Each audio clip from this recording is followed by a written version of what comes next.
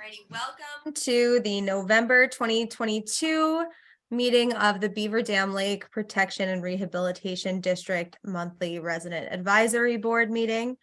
And we will call to order a little bit late tonight at 7:06. Thank you again for your patience. And again, we have board members kind of out tonight, lots of sicknesses, lots of different situations going on. So bear with us a little bit, and if we don't get to your questions tonight, we will certainly get to them via email afterwards. So thank you again. Bear with us. So board members on the call, just a little roll call. Erica Dahl, Chair. Larry Weinberg, I see you. Fred Widman, I see you. Chris Dunn, I see you. And I know that Wally cannot join us tonight. I think Kevin will be joining us, but potentially a little bit later, and Colette cannot join us tonight. So right now it is just the four of us. All right. So let's start with the Pledge of Allegiance. Pledge allegiance to the flag. The United States of America and to the republic to which it stands, one nation, God, under God. visible with liberty and justice for all. All right, thank you. Again, I am muting folks as they jump on. Kevin, I do think that I see you on now. I've got the over. You got the over. Yeah. Thank you. All righty. So again, muting folks as they hop on. Okay. So we'll start with adoption of the agenda. Do I get a motion to adopt the agenda? Mary, second. All in favor? Aye. Aye. Beautiful. Okay, so we'll start with a little bit of administrative work. The Beaver Dam Lake election is coming up. So I know everybody feels like they just left the polls, but we're welcoming you back. So the Beaver Dam Lake Resident Advisory Board election will be held on December 13th from 3 p.m. to 8 p.m. at the community building at 557 Shore Drive. There are 2 New Windsor seats up for re-election, up for election. Colette Fallon will be moving on from our group, sadly, and Chris Dunn, who we appointed and is present, will be running officially for his seat. So if you're interested in running, or if you have any questions, please don't hesitate to reach out. Candidates do have to get 20 signatures on petitions from other residents of the district who are eligible to vote in order to be nominated and appear on the ballot. So the petitions, the nominating petitions, the instructions for how to get those nominating petitions filled out, and the election announcement with all the pertinent details are available on the Orange County Beaver Dam Lake website. I'll link it in the bottom in just a minute for you. And you can also get all those materials from emailing me at bdlboard@gmail.com, and I'll see to it that you get all of the materials. We also did post that election announcement in the Times Herald Record. We traditionally posted it in the Orange County Post, but I found out they are no longer in business. Yeah. So so it was appeared in the Times Herald Record. So just a note about that. If you have any questions, again, you can email bdlboard@gmail.com, and we will happily answer your questions. Any board member comments on the upcoming election? Again, being on the board is not something that you're compensated for. It's volunteer.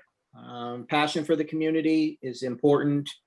And again, it is not a political position. So if somebody comes to your door and asks you for a signature to be on the Beaver Dam Lake board, it's not about politics. When I was going around last year, I had people asking me about my political party and stuff. So we're not dealing with politics here. It's simply about the lake board, and the community that we serve on.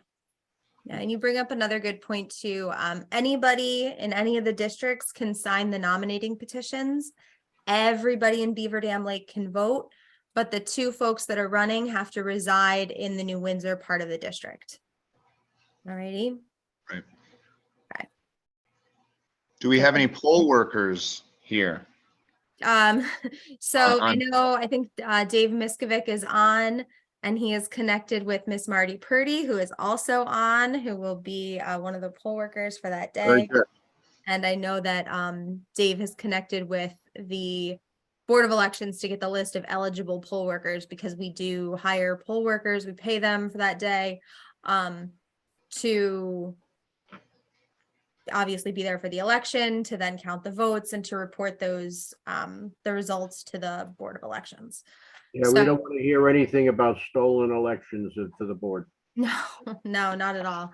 So yes, so we are still looking for one other one, but I believe Dave Miskovic just got the list today of the other eligible BOE certified pollsters.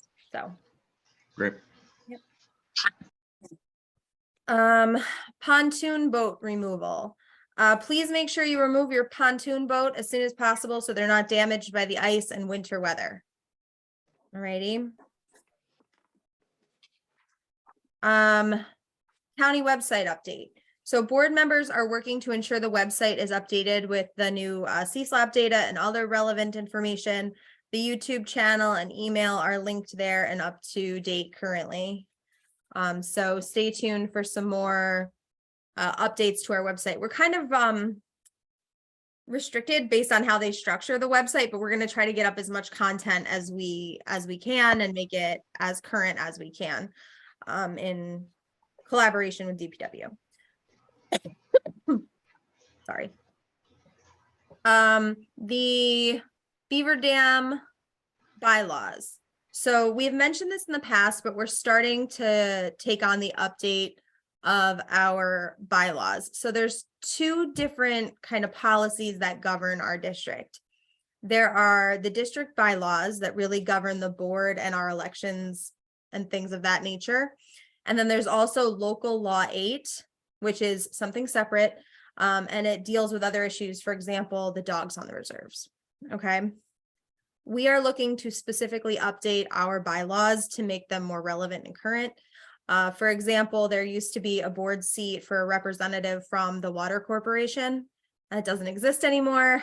And some of the dates that the county requires certain things from us regarding the budget have shifted, and we want to make sure that our bylaws actually reflect reality and stay up to date with times. So with that being said, we're open for public comment on those, but in order to keep it organized, we ask you that you can go to the Beaver Dam Lake, Orange County website. Our bylaws, as well as local law 8, appear on that website currently. They're up already.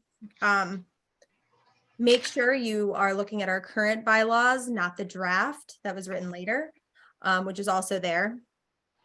If you have any questions or comments or suggested updates on the bylaws, please email us at bdlboard@gmail.com with your suggestions or thoughts regarding the bylaws. We are not looking at local law 8 right now. We are just focusing on getting our own bylaws updated.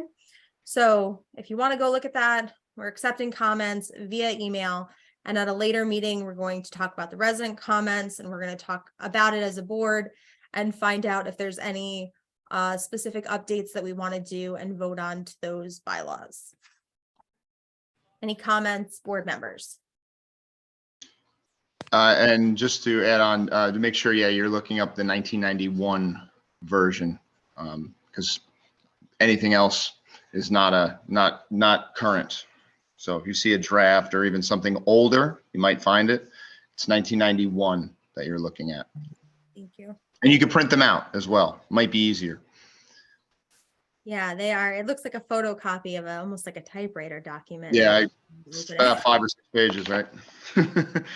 It's proving once again that they are quite dated. So we will be talking about those bylaws in a later meeting. So if you have any suggestions, please email them to us in advance so we can get them all organized. Alrighty, dam update.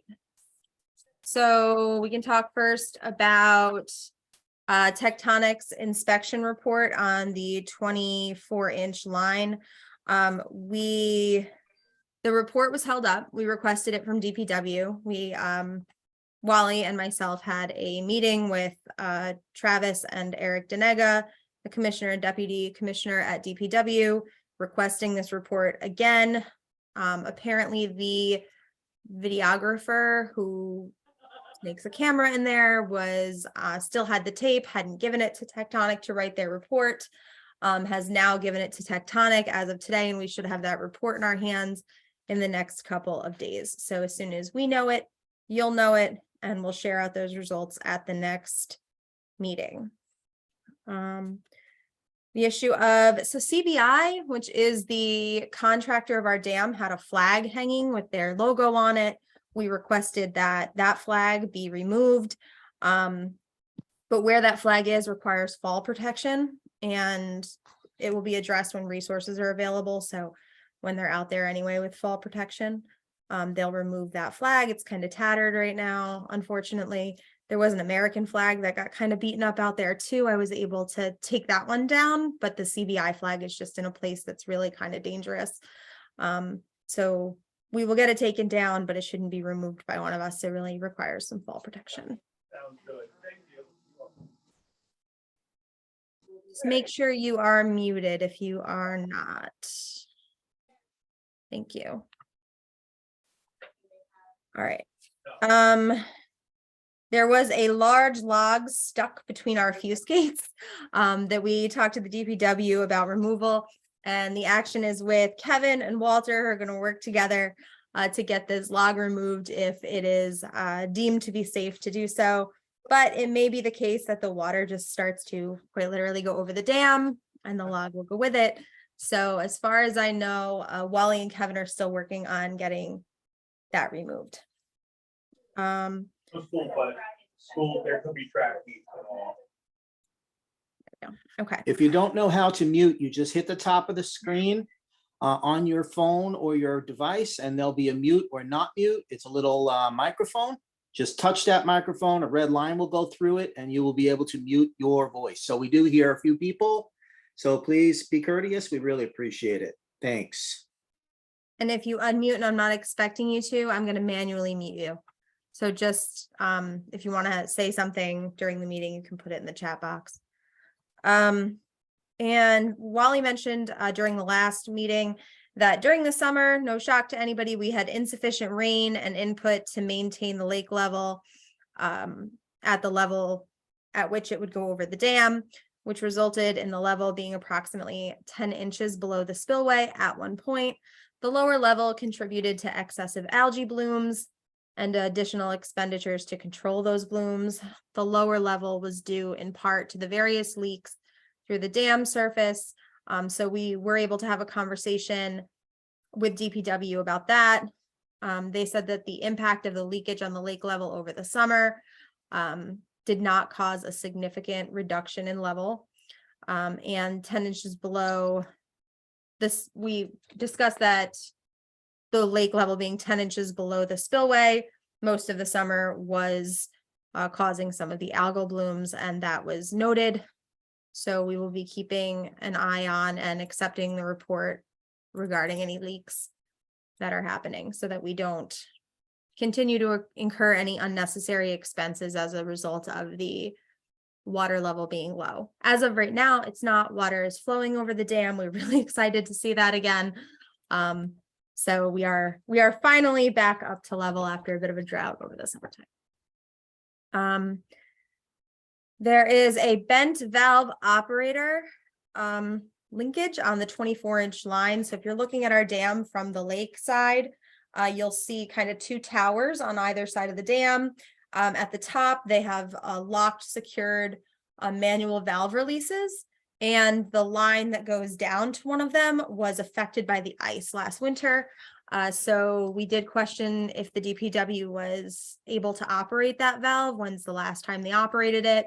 And right now the action is to the DPW to investigate when resources and the dam consultant is available to come operate that valve and make sure that there are no issues with the line that's coming down. That's my update on the dam specifically. Any board questions? I'm doing So- my best to do justice to Wally's report in its absence. Channel your inner Wally. Indeed. Well, safe to say that there won't be any drawdowns in this season. There will not be any drawdowns in this season, but I do hope people took advantage of clearing their shoreline when we were 10 inches below the spillway over the summer. I know we took advantage of it at the beach. And keep raking those leaves out of the water. Keep keep raking the leaves out of the water. I know in some areas it's more challenging than others. Watch your neighbors to make sure nobody is blowing leaves into the water. Yes, please don't blow leaves into the water. It contributes to the phosphorus, the algae, and the expense that we pay as a community to rid ourselves of that algae and make our lake usable. And grass clippings. Yes, thank you, Jason. And if you see landscapers doing it, you can always give me a call. I've more than one time called landscapers that just the companies and made them aware of the fact. Sometimes they don't know that their employees are blowing leaves into the lake in some areas. And when I call, that can make it stop. So if you see that happening too, email bdlboard@gmail.com and I'll get a hold of the landscaper and we can have a conversation about that too. The DEC grant extension for invasive vegetation. So we talked to the DPW who works in the grant system regarding the extension, and they said while response looks promising, we are still not guaranteed they will extend the grant. And DEC wrote to DPW recently and said, I just wanted to let you know that I checked with our contracts team, and it does seem like we should be okay to extend the grant out past the 5-year mark, as long as you don't plan on making any changes to the work plan or budget. It may take a little extra time because we have to get special approval from the Office of the State Comptroller, but it shouldn't be a problem. So although no, we don't have any official word yet, that is the tentative information that we have. And when we know more, we will share more. Okay. And we certainly plan to use the grant as well. Yes. That's the important thing, because in the past 3 years with not having much water, there wasn't so much water to study, and you need years of information to get some trends. This lake is not the same lake as it once was. It's not even the same water content. And that information is being compiled. As we mentioned, CSLAP, that's valuable. But as we discussed in prior meetings, we're also looking to get a management company and have more specific to our lake observations and tests made, and that will justify our use for the grant, because there are certainly some invasive species, both aquatic and plant. But don't be alarmed, they've been watched. And there's been questions about them in the past and whether that certain ones are going to come and take over the whole lake. That is currently not founded. They are being monitored. Yes, you may see some that will pop up in other areas, but we have many eyeballs on it, and the grant will be utilized for these needs when we need it, probably in the spring. Thank you. Leading me right into the next point of lake testing. So we have talked the last few meetings, the board discussed, and we budgeted money for lake testing in 2023. The board is working to develop a request for bids at this time by talking with experts to determine the best testing for our lake, location of that testing, and approximate cost so we can identify and prioritize our needs. So essentially, in order to do anything, I'll call it expensive, here at our lake, what we have to do through the DPW is we have to put it out for bid, and we have to be specific in what we are requesting in that bid. So we have to be knowledgeable about our needs before we request for people to bid to do those things, and then we can select from the folks, the businesses that bid to do that project, and we can take into account cost, we can take into account other factors as well, and then we can decide on a company that we would actually be working with moving forward.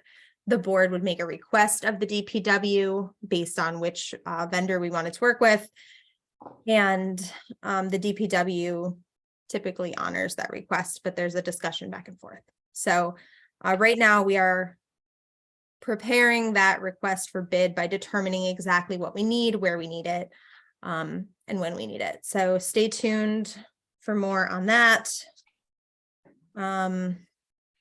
Fish restocking. We had a time and a date and we were really excited to put our yellow perch in the water. And, you know, in the year of 2022, I can't believe that I'm saying this about something else, but there's a supply issue with the yellow perch. So we were not able to restock the perch this fall as we had planned to do, but our contract with Hicklings Hatchery does continue to next year, and we are planning to restock with those yellow perch when seasonally appropriate and when they are available. So yellow perch to come. And those funds that were not used will be carried over into the next year. Yeah, my thoughts, my question exactly. Yeah, exactly. So that's not exactly how the rollover works. It kind of goes into a different bucket of money, but expecting issues like this and wondering what we would have to do for next year, we did budget some money for fish restocking that is present and can be used for next year for it. So yes, So that money then goes into our surplus category? yes. Yep, but we did budget money in 2023, kind of just in case. Something like this happened, or just in case we had other needs for fish that we decided we wanted next year, just kind of a precautionary pot of money in that line. But originally we were going to restock more minnows also, and then we realized we had so many minnows that it wasn't of necessity to actually do another stock of them. So yes, that's the plan right now. So stay tuned on the yellow perch. Okay, so CSLAP, that is again, the testing that Fred and Molly do every year of our water. They do samples, they do various testing, looking at water clarity in collaboration with NYSFOLA, which is the New York State Federation of Lake Associations. And we get lots of data processed through them, and then we were able to publish it out. If you look at our website, you can see years past of CSLAP data, and we'll put up our most recent information. Fred shared it out 2 meetings ago. So if you're curious about this year's and you want to hear more about it as opposed to reading it, you can check out the YouTube video of 2 meetings ago. But we talked last meeting about wanting to increase the number of volunteers on the lake that can actually do that testing. They do have to go through a training procedure to learn how to do that testing. It's scientifically specific. So I know that Fred, you are connecting to get Larry and Chris trained for next season. Well, I don't think Larry has indicated a desire, but I wanted to get Chris specifically, who has requested to be trained. And if Larry wants to, that's not a problem. It's just a matter of getting a waiver form to him that he can sign. And then you can combine that with the other waiver forms, get it up to NYSFOLA. And then Larry would have to attend the NYSFOLA course in April to get the training. And since you did bring up the CSLAP, I just received a summary of the observations and data that we recorded during our 8 sampling procedures in the summer. What I'll summarize by saying that it's no surprise to anybody because of the lack of water flow this year and the heat and the lack of rain, that we did have a decrease in clarity, an increase in algae, and it's something that was purely indigenous to our weather conditions this year. So anybody who's saying, oh, we had a horrible looking green lake this year, it's recorded, it's duly observed with NYSFOLA. And the answer I get was, yeah, it's common because of the lack of rainfall this year. And specifically in a dammed operation like we have, where we literally, without the overflow, because there's lack of inflow, we're ending up with a stagnant pool. So The clarity is down, the greenness is up, so nothing is unusual. But I sent to the board the summary of the data that was obtained so far, but a full report will be coming out in the spring. Great, thank you so much. I also see in the chat box that you have a few folks, Shira and Sal, interested in volunteering, science teacher, wildlife biologist. So I'll connect you with them via email if that's okay with you, Yeah, Fred. we cannot do the training. They have to come up to the NYFOLA session, probably in Lake George again this year, and receive the training from them. But all we can do in advance is get the waiver form, because the state doesn't want to be responsible if somebody falls out of the boat. Okay, so I'll connect you and maybe they can learn more this year by observing you Yep. in our lab to see what's all involved in it for next year. Yep. Okay. All right, so hopefully I did Wally some justice on dam updates and lake health. But if I didn't and you still have questions, Jason, I noticed your question, Chris addressed it a little bit. I'll try and get some more info for you to share out regarding your question. Okay, Cornwall Social Club, I'm told that there are no updates at this time. We'll make it real quick. Pretty much every single month, I call up the town planning board to find out if the Cornwall Social Club is on the agenda. For those of you who have tuned in for the first time or are unaware, Cornwall Social Club is the former site of Pennings, a proposed site where there would be a outdoor musical venue and restaurant. So currently it is tied up in the New Windsor sewer system. New Windsor is not looking to grant access to the sewer system. And without that, the project cannot proceed. I talked to the building inspector for Cornwall, and he did signal that that was the issue. I call every single month and wait to see if they'll be on for the next planning board meeting. And for November 6th, they were not on. So I will be calling in 2 weeks to talk to the town planning board, see if they are on the agenda. And if they are, then we will try to attend the December meeting if they are on the docket. That's all I have for that.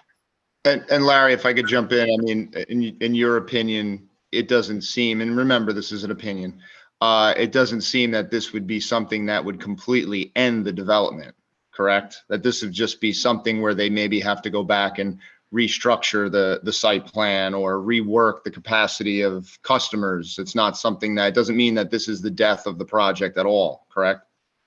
Well, yeah, it's hard to speak out of school simply because every time we've tried to attend something, either they haven't been on the docket and we thought they were, or it was just stonewalled due to the fact that there was no sewage access. So if there are other plans to potentially tie into water waste systems in some other manner or do something else, we're not privy to that at this point.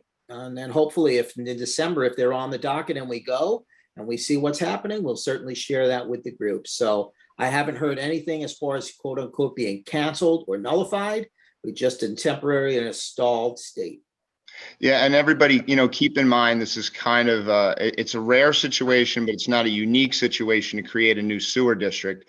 You have one town that doesn't have a sewer system, so to speak, of its own that's widely developed. There are some, naturally, there's some sewers in Cornwall, but being that this portion of Cornwall would have to use New Windsor's capacity, if they don't have it, the project can't go the way it is. So one of the loopholes is that a brand new sewer district just for this property would need to be created.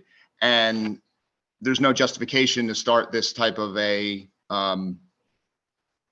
endeavor if you can't do it, so there's probably a lot of replanning at some point going on. Correct me if I'm wrong, Larry, that New Windsor has approached, or Cornwall has approached New Windsor because we are part of that sewer district, and New Windsor has told them that nothing is available because it's already at capacity. Right. So you and I had attended that meeting where we were told that You can't buy capacity that doesn't exist. So that's where the challenge is that the people looking to do the project, they've gone through the process. They've done their monies into the system that they were supposed to be able to tie in, but they can't because there is no capacity being sold. So that's where Chris was talking about this new sewer district that could be made. I don't know the ins and outs of that, but for now, we don't have the answers. No, and also you can create a sewer district or use other sewer districts, but our main concern is the lake. That we've already had many whoopses in the existing sewer district where stuff has ended up in the lake.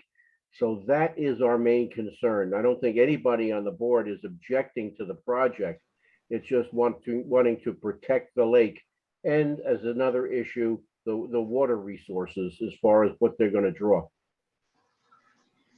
Yeah, I fully back up what Fred's saying there. You know, if there's any idea that in some way that the board is either against it, that is not the case. We're just trying to keep a watchful eye as residents, primarily as residents. We're just keeping a watchful eye, and we're keeping it at that.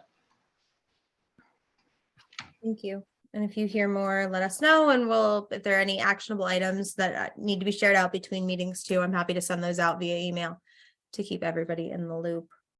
That leads me to sewer and municipality updates. Chris, have you heard any updates regarding Little Britain situation? No, there's been a bit of a staffing change up with Senator Scoofa's office, and I don't know if possibly the preceding the election correspondences were not so good. I was getting plenty of great correspondences through the late spring and into the summer, and it's kind of faltered, to be honest. Where it was left off was that they were kind of being the liaison to fast track any information that you and I could get at any moment with the DEC, but they were just trying to get a bulk of information as to the status of if there is a discharge, and if the discharge is harmful, or is the discharge even reaching the lake. It is, 3.5 miles away. So, and all those things are also being considered in our lake management plan that is going to happen, in 23. So if everybody's, thinking of that as well. But in terms of Little Britain, no, nothing new, but everybody should understand that they do have a septic system of their own, a large septic system that the last time any of us had spoken to anybody from Washingtonville School District regarding this matter, it was in June, and Operations Director Nienstead said that the tanks are serviced every 6 months.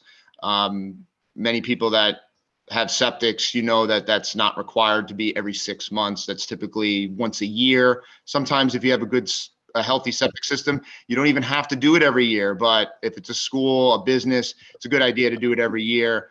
They do it every 6 months. So that was certainly a good faith gesture, but us keeping once again a watchful eye of our watershed, we want to be sure. We want to be sure, and Senator Scoofa's office agreed with that. Thank you very much, Chris. Okay. Moving on to community events. So reminder, yoga is still happening on Reserve 4 Sundays at 9:30 in the morning.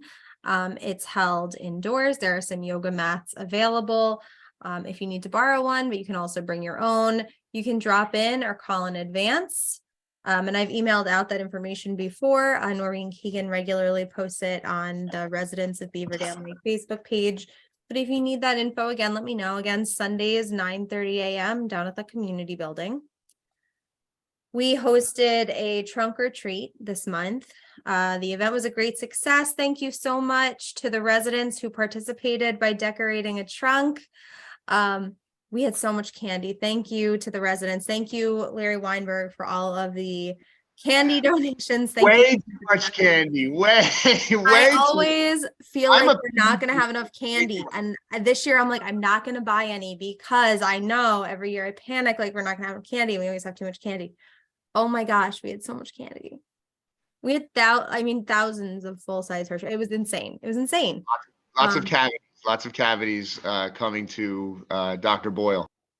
Well, we also had toothbrushes and floss there as well from Dr. Boyle's office. So I think Okay, the then that's- bases were covered. I am a nutritionist during the day also, by the way, so it just like, burned my heart. So between me and Kevin, trunk or treat is just, one of those events. But we are very grateful to everybody who donated candy, who decorated trunks. We're grateful for New Windsor Police Department that showed up and surprised us and decorated the back of one of their PD trucks, which was great. Thank you to all the families who attended. It was very successful. It was too many people to count at one point, but I'm trying to put the numbers at like 150, 200 maybe. Yeah, Of people that came down in the course of a couple hours. It was absolutely insane. So very excited about that. Thank you, thank you, thank you. Looking ahead to Christmas, please save the date for Sunday, December 11th from 3 to 5 p.m. Salisbury Mills will be bringing Santa again. And they'll be coming to light our Beaver Dam Lake Christmas tree. And I'll send out more information about that, but it's going to be Sunday, December 11th from 3 to 5 p.m. We seem to have better luck with these Sunday events so far than a Saturday event. So that's when we'll do it. And because these events are becoming bigger and successful, and more folks are participating, more folks are volunteering, Larry Weinberg has assembled an events committee. So do you want to talk about that a little bit, Larry, and Sure. your meeting and what you guys talked about and how folks can get involved? Okay, great. By the way, Santa also does ride around on a fire truck, usually on Christmas Eve. So thank you to Salisbury Mills Fire Department for that extra, because I know back in the days when my kids were home, we all look forward to it. It was very enjoyable, just something really cool. So if you're new to the area, spread the word. So as far as the events committee goes, so we are seeing all the time on Facebook pages, on emails and requests, people are talking about the days of old and all these clam bakes and fun things that used to happen. And a lot of that stuff in the today's society has fallen by the wayside. And, of course, we're here on the board, and our main focus is to protect the lake and the quality of the water and, everything else that's super about the area that we live in. But we also feel we can add great value in the community by getting everybody together and utilizing the resources that we have for fun events and things to include everybody in. So you've had some great people helping us in the past. You have Christine Little, who helped to do the yard sale and the holiday lights. I mean, these people have been putting in tons and tons of effort, but we've never really dialed in and put together a group of all these people, Rachel and others, who have wanted to do stuff, and they kind of like throw it out there, pepper it out there, hit or miss. So it was just brought up that we maybe wanted to make an event committee. I'm happy to jump on as the board lead with that. So we met recently. We did ask 5 individuals plus myself. So it was a group of 6. We're down to 5 right now. One person just can't make the commitment as things have changed. So we are looking at one more person to potentially join our event committee. I do have a name in the hat right now. We're not officially formed. We haven't had any real serious get-togethers where we're going to have all the information, but we did want to have a little brainstorming action. So we talked, and what we talked about was how can we make the biggest impact in the community, and what events we started to throw around. Hey, a nice card club or a book club or a coffee club or all these kinds of things. And they're great ideas. And we have many to talk about. But as a whole, we felt that there are a lot of new people in the community that are not in the know. They're not being reached. Maybe they're not on social media. Perhaps they're not signed up for the emails for whatever the reason. But we are missing opportunities for new people who don't know this stuff is happening. So our initial point of plan of action was to try to put together like a welcoming flyer. And we were going to try to do that for everybody in the district and try to get to all the homes. it's going to be a gargantuan task. So we may want to drill it down, and we are looking for a little bit of support. Since we have such a big network of people, first, just spread the word about what's happening here, because a few people on the board can't do this for everybody. You have a new neighbor come in. Hey, I have a new neighbor moved across the street. All I can do is tell them about all the great things that are happening. Hey, have you been to the beach this year? What beach? They've never been around because they don't even know it exists. Hey, have you caught up with us on any of our meetings that we do every month? Meetings every month? I said, yeah, they're posted all around, but you can actually go to the beach. There you go. There's the SSCU coach, Flor Arajudo. I'm sorry about my terrible pronunciation.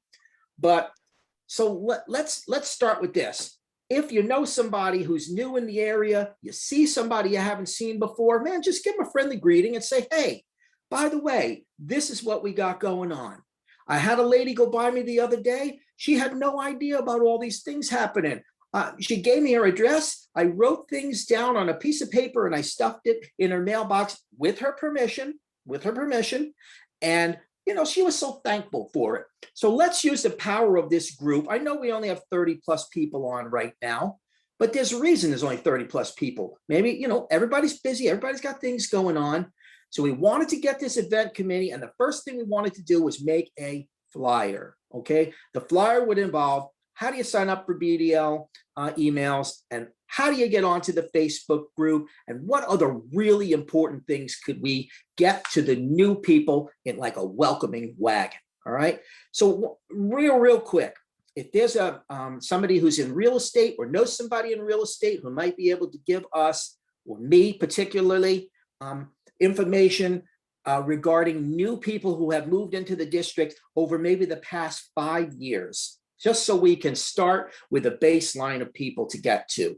And then if somebody knows a print shop or somebody who is willing, I'll take a look at your comment, Stephen. I'm sorry, I just can't see right now. So if we have somebody who does printing or they're willing to help us out, remember, we don't have a big treasure trove of funds to use for these events. So the idea is that it's got to be community support. We've got to do it, with the love of the community. It's all inclusive. Everybody is welcome, but in the network of all that we have a lot of people with a lot of skills and a lot of talent. We really want to dial into this. So if you think you can help, that's fantastic. All right. Again, I'm looking for maybe somebody to do a little bit of printing. It's not like we're going to need 10,000 flyers, maybe a couple hundred flyers, and we don't even have them made up yet. Doesn't have to be complicated.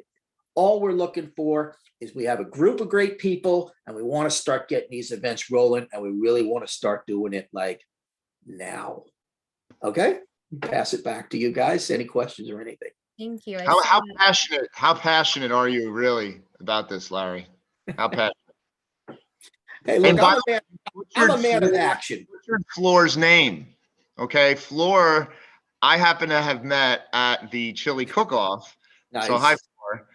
And all right. Anyway, sorry. No. Waving to you. There she is. Hi, everybody. Yes, you remember. Actually, you are the reason I was able to join. So thank you very much for your help and the information. And the way I found out is actually I saw the chili competition sign and I said, let me walk there and see how I can know more about the event. This is the way I learned about it, which is why I think this is a great idea to do.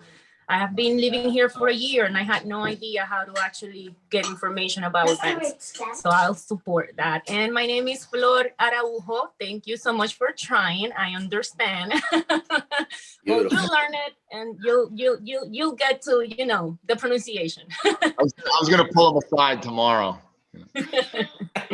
Thank Thank you. Larry, I did see that Officer Bedetti said if you give some literature to the town to give out to new home buyers, either the building department or the town clerk, we just had to figure out, I think we would also have to give a list of like which homes are actually Beaver Dam versus just New Windsor or Cornwall and outside of the district.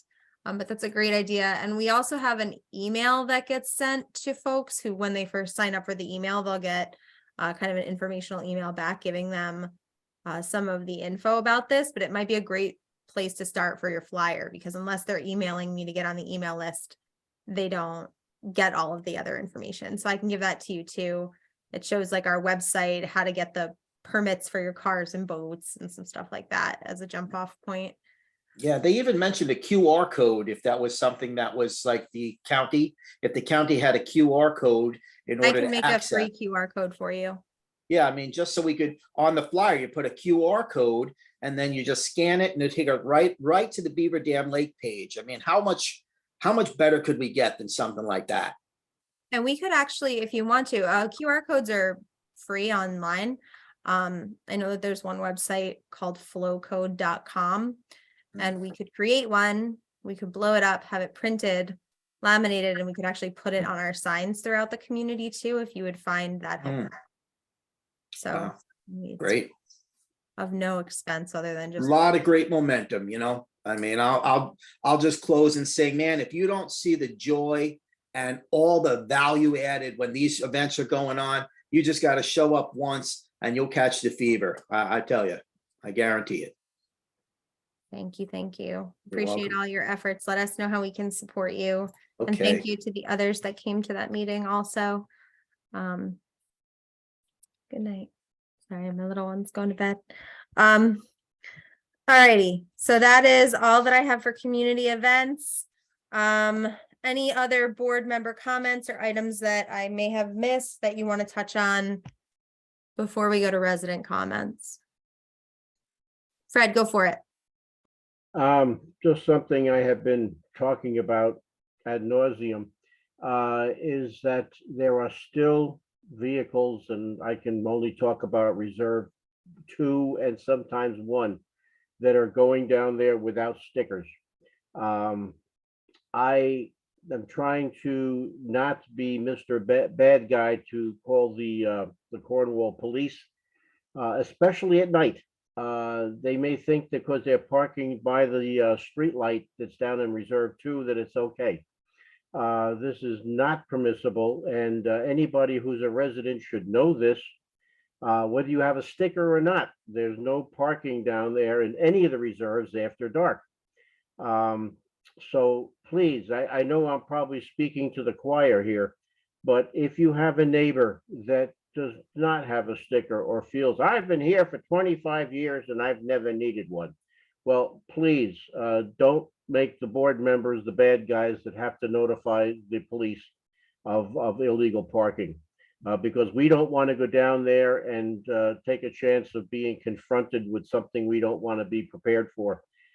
So please let your neighbors know that even though it's not the season, still stickers are required, and they're free. And believe me, I will get them out quickly to anybody who wants, resident who wants to park on the reserves.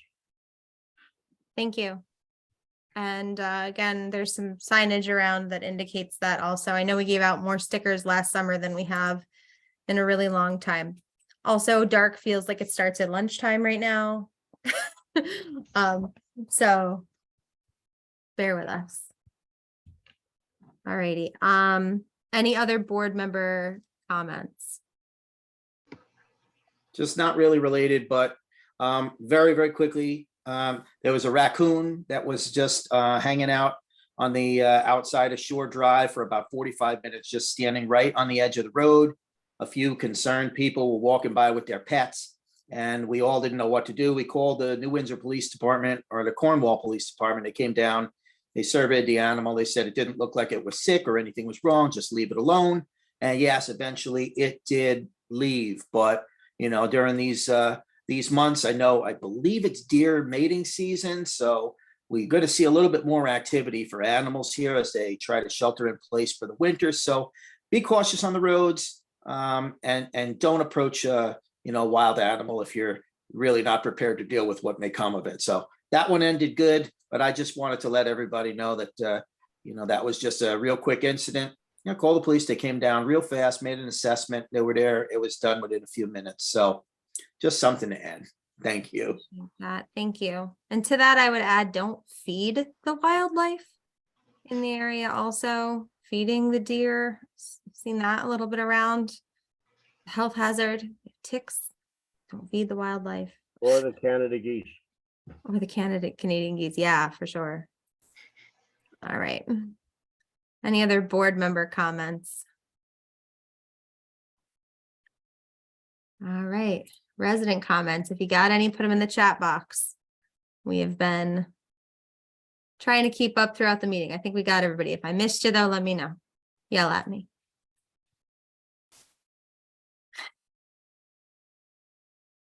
All right, going once.